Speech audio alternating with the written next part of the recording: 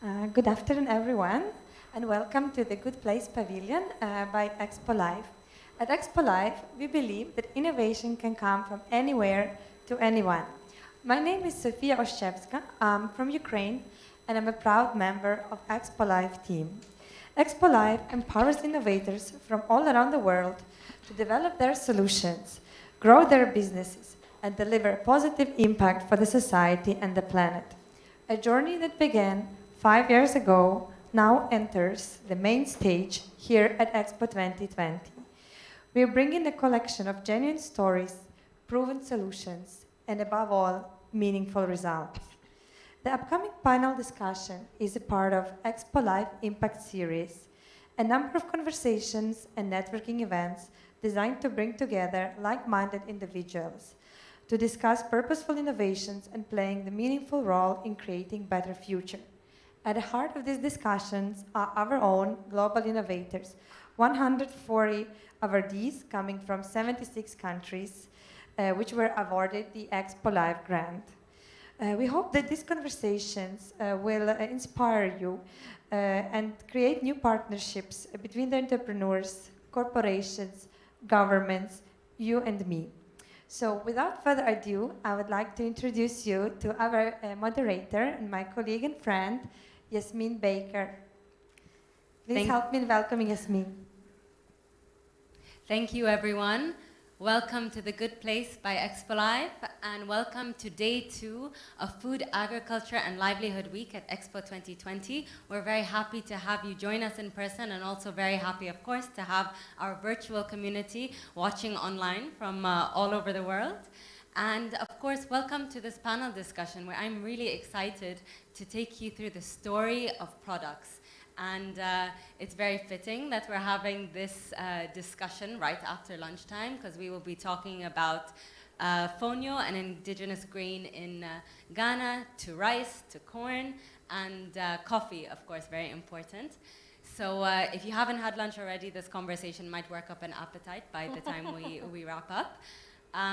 But importantly, we're talking about not just these products, we're talking about how the group of panelists who we have with us have managed to incorporate the stories, the origin stories, and the impactful stories of the people growing these products on the ground. So without further ado, I'd like to quickly give an intro to our panelists. To my right, we have Maria, representing Semilla Nueva, a project from Guatemala. Next, we have Pepe from Peru, who will take us through Cafe Compadre. We have Neil from Thailand, who will talk to us about Jaspery rice. And last, but of course not least, we have Selma from Ghana, who will talk to us a little bit about the product FONU. So at Expo Live, it's no secret that we're not shy of stories. We tend to feel the feels when we hear from our global innovators, straight from the application phase all the way through to when they're granted, and when we go visit them for the site visits. Whenever we ask the question of why are you doing this project, why have you kicked off your company, at least one of us has tears in our eyes or our jaws are on the floor, if not both. So stories are important to us, and it's important to our mission, it's important to our message. So I'd like to start with an opening question for all of you, and maybe we can start with you, Maria, about your story and the story of your organization. What led you to do the work that you do, and what mission are you trying to accomplish with it? So please go ahead. Thank you, Jasmine. So I'm Maria, and 4 years ago, I decided to leave my work in a multinational petroleum company and join Semilla Nueva, a mission-driven organization. We produce, sell, and promote biofortified maize. This is a so nutritious maize, and we're trying to fight poverty and malnourished kids in Guatemala. So yeah, that's what moves me, and can't wait to tell you more about our story. Thank you very much, Maria. And I think I know that when I was talking to Kurt, who's also our global innovator from the same project, he was mentioning that the reason you focused on maize or corn is because it's such a staple in that part of the world, so the potential for impact is just massive, Totally. right? Totally, yes. Great, great. Thank you so much. Pepe, how about you? What's your why? Okay, I'm Pepe. I'm from Cafe Compadre. We're a specialty coffee brand, and we're trying to revalue the work that small coffee farmers do in our country. And how we started, it was something unexpected. Actually, I'm an industrial designer. My partners, they are mechanical engineers, and we started with this, developing technology to empower small coffee farmers. But then we realized that it was needed to open also a commercial brand so we can ensure the fair prices for the farmers. And now we have a coffee brand. Pepe, I'm gonna put you on the spot a little bit just because we saw your Meet the Innovator session a bit earlier, and you mentioned the story of what led you and your team to start Cafe Compadre, and it actually had nothing to do with coffee. So I kind of want to pick your brains a little bit about that side of it. Yeah, actually, we were like a couple of years before we finished university. We only knew with my partners we wanted to do something different, something with meaning. And we started traveling to the jungle, and we immediately fell in love with the nature, with the people that was living over there in harmony with nature, in harmony with their communities. And we said, okay, let's do something. We knew something about technology, and we started with that. And then the story started changing, but with the same mission. Thank you so much. Over to you, Neil. Okay. Sawadee krap. So my name is Neil, and I'm from Thailand. So really, my why is, I learned since I was young that Thailand was the world's #1 rice exporter, and I think Thai people are generally proud. But I also learned that our farmers were among the poorest in the world, so they're not doing so well. And there are 17 million in the country, or 25%. So when I first started, really back in 2011, I went to live with the farmer for just over a year. And it was like shocking for me to experience that, because they're just the most wonderful people, kind, loving, hardworking. But the system was just really designed to keep them under poverty. So I started the Jaspery, where it's a specialty superfood rice, and we believe in market-driven solution. So we believe that through making the planet a little healthier, we can help farmers out of poverty. So that's what I've been doing ever since then. That's awesome. Thank you, Neil. And I like that you highlighted the point of nutrition. It's one that we'll come to. This panel just so happens to include a lot of products that are food. I mean, all of them are food or food related. So the nutrition component is one that I would like to draw on a little bit later. But before we do that, Salma, can you tell us a little bit about FONU? I think some of the audience members might not be so familiar with what it is. Yes, so the Amati is a Ghanaian social enterprise that supports vulnerable landless women to cultivate FONU on community degraded lands that are abandoned. We do this because culturally women do not have access to land for agriculture because of our patrilineal inheritance system. So we do this to be able to, help the women to have access to land for agriculture purposes, and also a market-driven approach to make them have some income to be able to live up to their social responsibilities. FONU is an indigenous nutritious cereal that grows on marginal lands without fertilizer application. It's a drought-resistant crop. It doesn't fear flood, it doesn't fear drought, right? And it matures in 8 weeks, and farmers can grow it 2 times in 1 season. So they can make a lot more money. And it's highly nutritious as well. It's purely grown as an organic crop. You can't apply fertilizer to it. Up till now, we haven't had any fertilizer that you can use for FONU. And you cannot also apply weedicides, because in itself it's a weed. So when you apply weedicides, you basically will kill the crop. So we grow this so that the communities too can increase food availability at home. It will nourish them, and then we nourish the world with FONU. Thank you so much, Salma. I may have missed it, but in case you hadn't mentioned it, it also tastes really good. We have it on display downstairs, and I was mentioning, as we have some other products on display downstairs, a lot of visitors tend to get excited and try to pull it off the exhibit, so we're trying to super glue them and have a security around the products. But please, if you get a chance to go see the exhibits downstairs, that's great. I guess this topic is about stories. The first question that comes to mind is, whose story are you telling and to who? You're representing, of course, yourselves as individuals, as an organizations, but you also are being the voice of someone else. So maybe we can bring it back in this direction and start with you, Salma, and hear a bit from you. Who are you representing and to who? And maybe an additional, why are you talking to these people and relaying this message? I'm representing a woman, I'm representing my mother, and I'm representing women all over the world. That is why I'm here to tell the story, to inspire others, that we can do a lot for women, because when you put a woman in a very strategic position, they can change the whole society. So the story is to inspire you in any way, any activity you are doing towards women empowerment, you should make it a priority, because these women are really changing markets, and we have seen the impact we have created on their lives, supporting them to grow this crop, and the stereotypes they have in the communities and the society. We can together work to ensure that these stereotypes are changed by building new models to make those old ones obsolete. Like what we do, we don't fight society. It's been happening for decades and centuries, but we are not fighting any culture or any chief or anybody. What we are doing is we just brought a new model, and the old model is going away easily. People are not really noticing that, but it's going away without people knowing that it's actually going away, because the women have now access to land.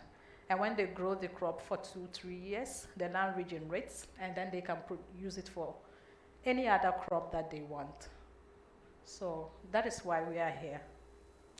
Thank you very much, Selma. And I think for the audience, one of the things that we'll come to see as the discussion goes on is that each of these products, while they're focused on developing a product and selling something, the impact on the ground actually transcends the farmer. It goes, as you mentioned, it touches on livelihood, on women empowerment, on entrepreneurship, even on land revival in places like Ghana, where the land has been degraded to the point where it might not be usable for different crops. So it has these multitude of positive impacts. So thank you for that. Neil, who are you speaking on the behalf of? Yeah, actually, I would answer that question with a story, since it's a story session. Yes. So when I first started, all the way back, almost 10 years back, 2011, I sat down with a farmer. He's a 73-year-old gentleman, and I asked him, and I thought, okay, I'm going to do a little interview. And I said, are you proud to be a farmer? And there was like silence. It was like a sad look in his eyes. And I said, do you want your children to be farmers? And he said no, very quickly. And I said, why not? And then he said, I don't want them to be poor like me. And it really broke my heart, because growing up, I was taught that the two most respected profession are farmers and teachers, because the teachers build the children and the farmers provide us with food. And at what point that society came to that they are the bottom of society, that there are these poor, uneducated people where, they became a political tool. So really, for me, the story is very much about them. It's about the farmers. But it's not just the fact that I don't want them, from my experience anyway, they're even more hardworking. They're kind, loving, wonderful human being who just don't have opportunities in life, because they were born, in a system that is designed to keep them under poverty. And I want to tell this story to the consumers, because each and every one of you that is watching this right now have the power to change. Just every time you take the money out of your pocket and buy something, you have a power. So I think that it's really important that consumers start to educate themselves about where their money is going to and what kind of impact they're making in the world. And I think that that is something that I'm very passionate about, and I think that it needs to be, I would say, told more. I mean, we're lucky, like we're here at the World Expo, and I'm lucky I have the Jaspery rice in the Thai Pavilion in the restaurant. So hopefully, like we're telling more of this story that it's not just, it's good for you, but it's also has the power and dominant effects way beyond that. Neil, how do you tell this story?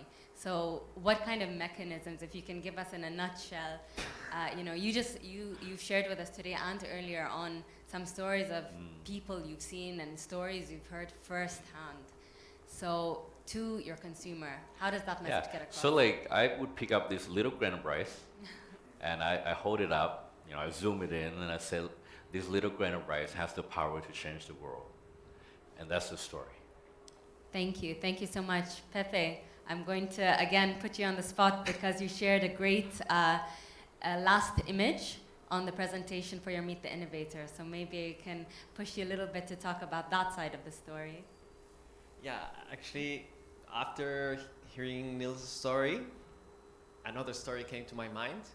I remember some years ago, we brought like a coffee specialist from the US. He kind of volunteered to mentor us, to teach us how to better process coffee. We went to the farm. He also wanted to see some farms. He was a barista championship or something like that in 2014 or something like that. We went to the farm.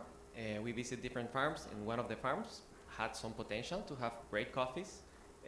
He saw the facility, he saw the plantations, and he told the farmer, it was a lady who had a lot of experience, she told her, okay, if you harvest this way, this way, this way, you could improve your quality. Look, this percentage of immature beans are not correct, so you can fix this and that and that and that. And the lady was, yeah, sure, yeah.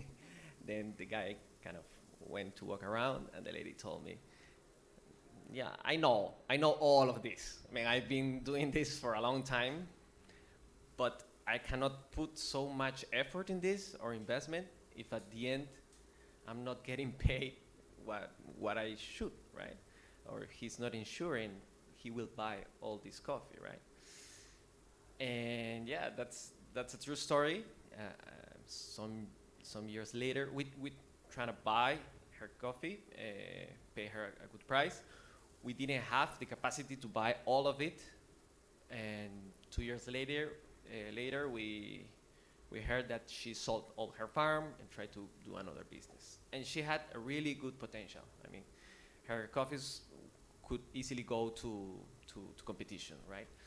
So we are trying to be the face of those farmers that know how to treat their product, that are willing to put a lot of effort, but that are not receiving the recognition in terms of payment or the treatment they receive from the intermediary or the consumer.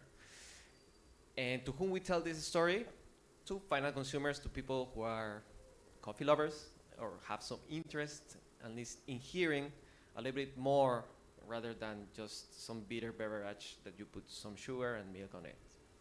Yeah, that's it.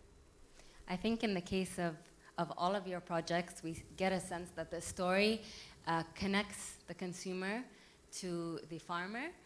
But I think also in some instances it connects the farmer with their own product, right? It connects them with an understanding of market value, of their role, of a greater knowledge of things like the quality of their product, their target audiences or target consumers. And the story that I was kind of trying to lead you towards that Pepe shared with us earlier is that one of their first farmers, Cristobal, who they worked with, had not tried his own coffee in how long was it? 40 years?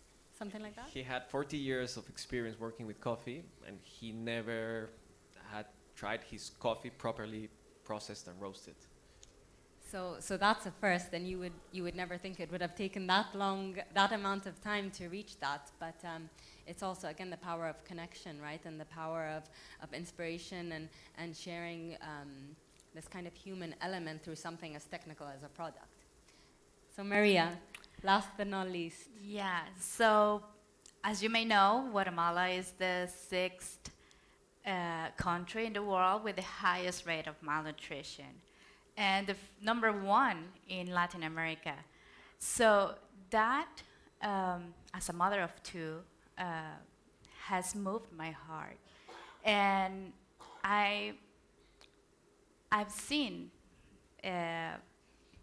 that with these better seeds that we are producing and selling, biofortified corn, you can improve their livelihoods. And for example, with as a mother, as I told you, you know that it's very important the nutrients that you give that you take into your body when you're pregnant, and also in the lactation period. And in Guatemala, 1 out of 2 kids is malnourished. So that is a very high rate. And these kids will likely drop off out of school because their brain is not fully developed. And that just continues the cycle of poverty. So that is what moves me, and I'm representing all those kids as a mother, and mothers and lactating mothers who are facing this issue nowadays, and trying to understand what moves them as well, because not always the poor people is going to look for or find ways to give those nutrients to their kids. What they would like to hear is, okay, am I going to have better yielding? How much income is going to increase this production? So we are trying to work in both ways, how we can give them better yielding and how we can improve their livelihoods as well. Thanks so much, Maria. I think we're seeing some recurrent themes of nutrition, of quality of product, of value, which we'll come to in a second, I promise. But before we do that, I want to throw out a buzzword, conscious consumerism. So Neil touched on it a bit earlier, where we're in the age of information, where we're so privy to receiving tons of bites of information of products and what is good for the environment, good for communities, and so on and so forth. And that, in a way, in a positive sense, empowers us, right, as consumers. All of a sudden, we are now all in the position to get a sense that we can positively contribute to someone's life or to the environment or help further a cause in the world just by picking something different and knowing its story in the supermarket. It's that simple. It's made it that easy to play a role. And I think as people, when it's that easy, I don't think there's many people who wouldn't go for that option. But I do want to hear from you and your experience, and maybe we can start with you, Pepe. Do you think this tide is shifting where the story really adds value? You could price your products differently when it has that story. Does the story speak that loudly to consumers? That's a very good question. And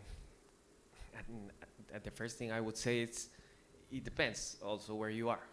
In which market are you playing? In Peru, I would say it's a hard market because we are not used to consume high quality coffee, high quality products. We usually export everything that it's good. And about consciousness related to sustainability, it's not a big market either, right? But someone has to create it. And there is not a lot, but there are some people, some enterprises that are pushing it, truly pushing it because they believe in it and not because it's greenwashing, as some other companies, as you may know. And it's like we have like these kind of connections between each other, and we are trying to push it and try to be this resistance, or I don't know how to call it, to create this market, to push it, to promote it, and to try to make it bigger. Yeah. Would you say it's safe to assume a little bit, at least for right now, and maybe a bit optimistic in the future, that while the story adds that human element, that connective element, it might not speak so strongly right now in the market in general to push prices? Sorry, can you repeat? Sure. I guess what I'm trying to ask is having the story of Cristobal or the farmers or, you know, the sustainability aspect of the product enough to charge more than, let's say, the standard coffee? Yes, I think you can, as long as you really communicate it properly, and as long as you have the power to reach enough people for that too, right? Or you have enough creativity to know how to get with this message. Has anyone else on the panel experienced something different where, because of how they've been able to leverage kind of the content and the messaging, you're able to reach a different audience? Yeah, I think so. I think that at Amati, most of the exports we do are based on the story, right? People are buying it because they think that if they put $1 into it, it's going back to empower somebody, right? Somebody who is less privileged than themselves. So yes, we have had a lot of that coming from outside the country. And truly the narrative is shifting. People just don't want to spend their money on products because they want to spend, but they want to put their monies into something that makes meaning and have purpose. And if you have a product that comes with those kind of qualities, right? You realize that some people will always come back. You know, even in Ghana, it's changing. People don't want to buy the product because you produce it. They want to buy it knowing that that product is creating an impact, it's changing somebody's life. And I think that is the way to go in the future. So we have a nice, interesting mix of responses and a hopeful message. We might do something a little bit differently, actually, and open it to the audience, maybe by a show of hands.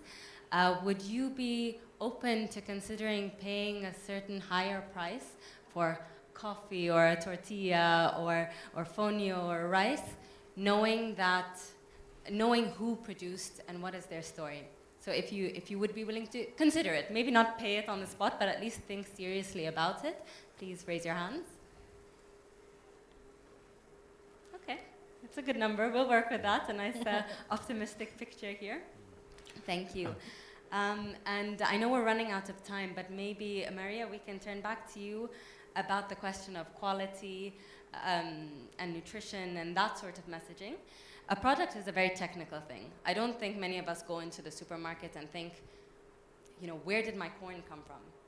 It, you know, let alone where it came from, but who grew it and what's their tail and what's the nutrition behind it.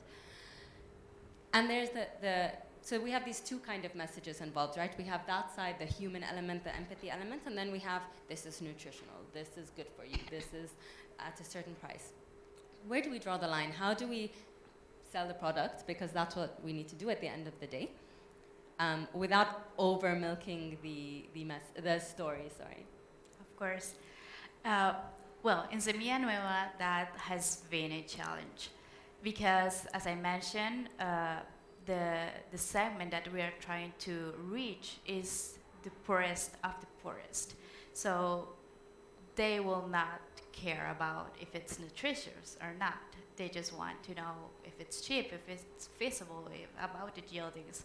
So we have two ways of doing or of getting our seed into the proper hands.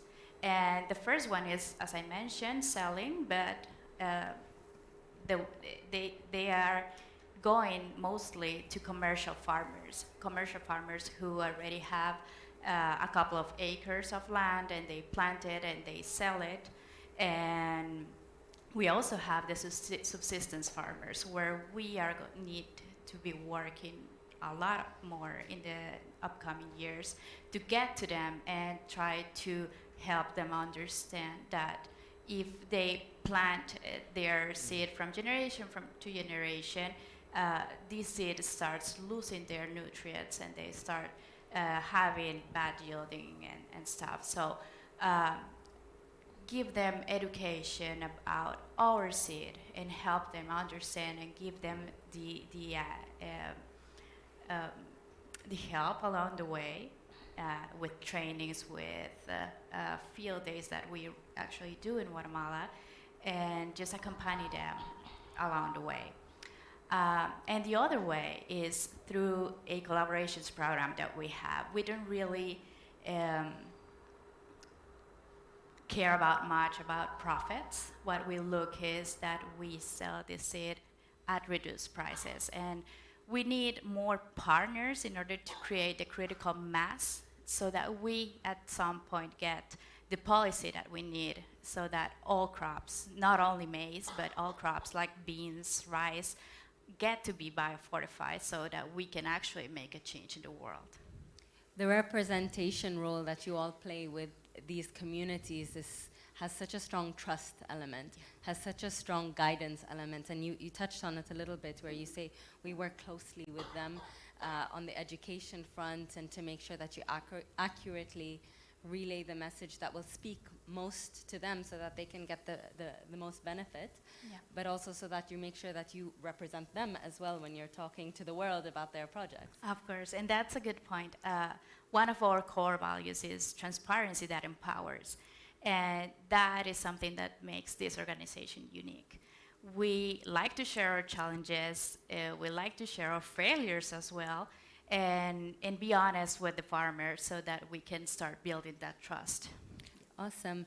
And before we move to the last and quick question, I want to pass that question over to Neil, because Neil, with Jaspery Rice, nutrition is such a strong part of the messaging around the product. So I wanted to know from you, what are your thoughts on that?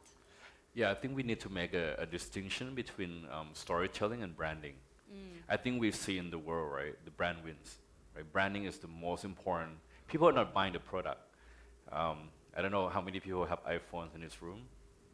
How many people have Apple products? It could be a computer. Probably 80% in this room, right?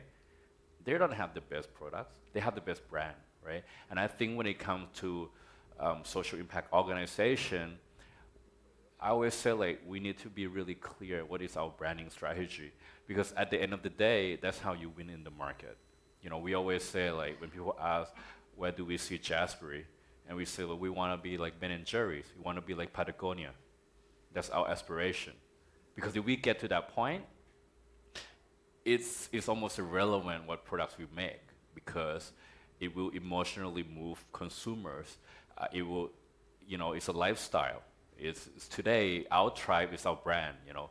People purchase product that they identify with, that they're in their values, in the way they live. So, you know, I got a lot of kind of shocking experiences in the last couple of years going on this journey of storytelling and branding. And I have a mentor from Unilever who told us we don't know what we're doing. And of course, Unilever have all the tools in the world. They even know already before you buy something where you're gonna walk to, what price point. They have all this data, and it's very like powerful. So I think for us right now, we're going on this journey of making sure that storytelling is a key part of what we do, but it's under the umbrella of our branding strategy. And how do we really win in the market? Awesome, thank you so much. We have to come to the last question, and because I'm getting some looks from that side of the room, I'm going to ask you to keep it to maximum 2 sentences, which will also make it a little bit exciting. And Neil, you already mentioned we want to be like Ben & Jerry's, like Patagonia. So is that what you see as success for you, let's say, in the next 3 years? And the second part of that is, what do you think is the key to unlock that, to reach that? In 2 sentences, please. Wow. No pressure. This may be the hardest question I've had. Yeah, like I definitely, I think our goal is to be like the Patagonia of food, of organic food. And I think that really the key to unlock that, to be honest, I'm still searching for it, but I would say like the platform in which we speak from, And I think that the moment we figure that out, that will become clear. But we don't know the answer yet, and but we know that kind of feeling our way through it right now. That was slightly over 2 sentences, but Sorry. we'll take it. Selma, can you answer the same question? What do you need to get you to where you want to be in 3 years, let's say?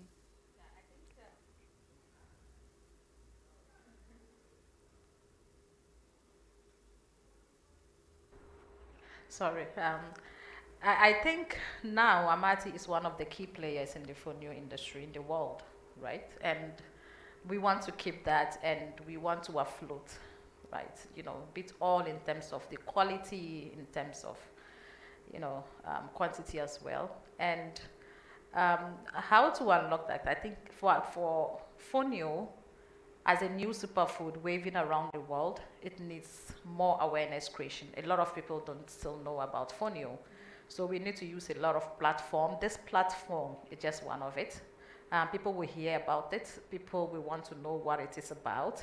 And then people will call in. So it's creating more awareness and pushing it in the market with the story that we have. I think it will, Awesome. yeah. Awareness. Good, thank you. Pepe.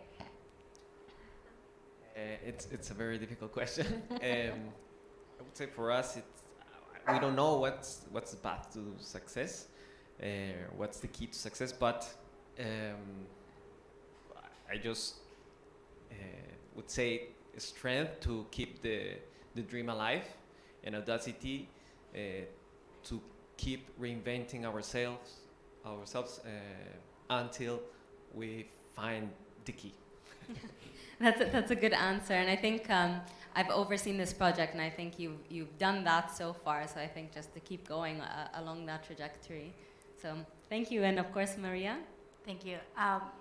So for Sumi and Nueva, the success will be to continue investing in our research and development program, to continue this laboratory that we have implemented in Guatemala, where we're doing back crossing and of corn, or of seed corn, and to start producing and finding these seeds that will generate better yielding, so equals to better income for farmers, and start seeing these rates of malnourishment drop down.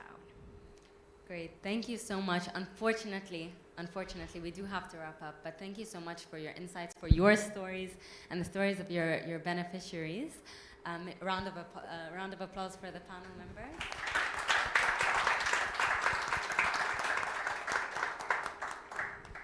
And we can open the floor to any questions from the audience as well.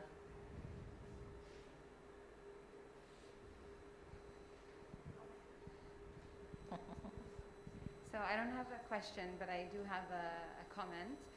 First of all, other than thank you for the wonderful presentation, for the wonderful session.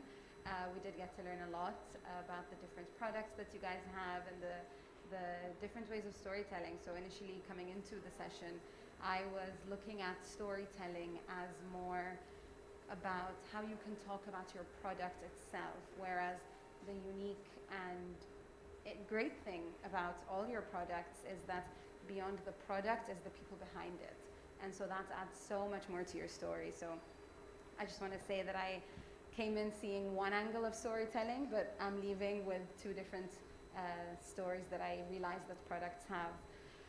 And something else that I wanted to say is, with everyone that you said you represented in the beginning, which was my favorite question in this session, because I think it started the session so beautifully. But with everyone that you said you're representing also puts you in a very, very great place, because regularly in all the projects that we see in the organizations that we speak to, their beneficiaries are one-sided, right? Whereas in your situation, the beneficiaries are those who are getting one angle, we can say, is those who are getting the nutrition or getting their coffee, and I can say that is very important. But also it's the farmers, and it's the people who are providing all that for them. So just thank you for sharing all that and shedding light on all the different angles of how great your work is. So thank you very much. Thank you. have one more. Hi, my name is Dia. I've been working in agricultural supply chains for about 15 years. My question, thank you, first of all, to everyone for a really interesting conversation and for the amazing work you're all doing. The question is to anyone that wants to answer it. In the work that you do, what is the role of retailers and supermarkets in changing the conversation? Because just going back to your point about conscious consumerism, I think with products and changing mindsets and stuff, the conversation still is quite niche. How do we involve the bigger players? Yeah, I have a quick share. I mean, I sat down with Whole Foods just maybe 3 or 4 months back, and obviously Whole Foods, they have a clear mandate with their, for better planet. So I think some of these retailers have taken a stance in terms of sourcing products, but I think the danger as well is that you have to be clear about whether they can copy your product. Like for us, it's a bit different because jasmine rice is unique. But if I was selling like regular jasmine rice, what could happen is they could do their own house brand and bypass, a lot of things. So I think that while the retailer is starting this conversation, the growth of the house brand in the retailer are also super strong. So you have to be smart about dealing with them in terms of your strategy. That's my input.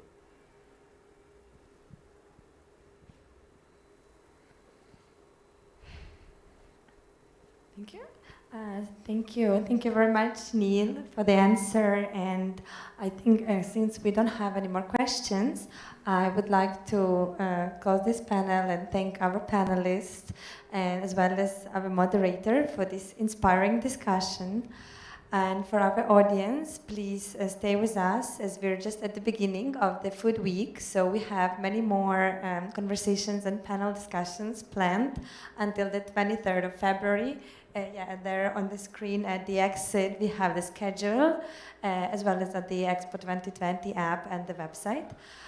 So please tag along, and I hope the conversation today have inspired you to make healthier choices in your food and maybe read a little bit more on the label and about the story of the things we buy and we consume. Thank you, everyone.